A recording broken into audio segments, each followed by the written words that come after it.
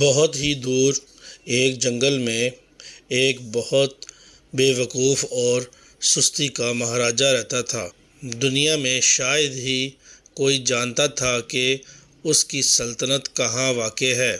وہ سارا دن اپنے تخت پر لیٹا رہتا اور اس کے ملازم مور کے بنے پنکھوں سے اس کو ہوا دیتے۔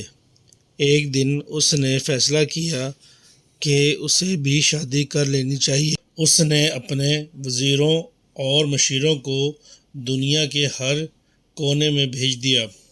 اس کے وزیر اور مشیر بھی اس کی طرح کے عقل مند تھے۔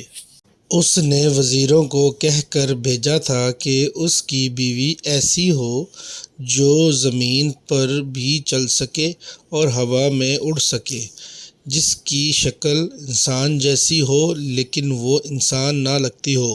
اس کے 4 بازو اور 4 ٹانگیں ہونی چاہئیں۔ بیچارے وزیر اور مشیر سخت پریشانی کے عالم میں دنیا بھر میں مارے پھرتے رہے تھے۔ تبھی انہیں راستے میں ایک بہت عقل مند بوڑھا ملا، جس سے انہوں نے اپنی مشکلات بتائی۔ وہ ہنس کر بولا، یہ تو بہت آسان ہے، یہاں سے ایک بندریا پکڑو اور اپنے راجا کے لیے لے جاؤ۔ مشیر اور وزیر نے اس کا کہا مانا اور ایسا ہی کیا۔ راجا نے بندریا کو دیکھا تو غصے سے کہنے لگا، تم پاگل ہو، یہ تو بندریا ہے۔ تو وزیروں نے راجا کو جواب دیا، راجا کا راج سلامت رہے۔ حضور نے جو شرطیں بتائیں اس پر یہی پوری اترتی ہے۔ یہ دنیا میں واحد جاندار ہے جس کی شکل انسانوں سے ملتی ہے لیکن یہ انسان نہیں۔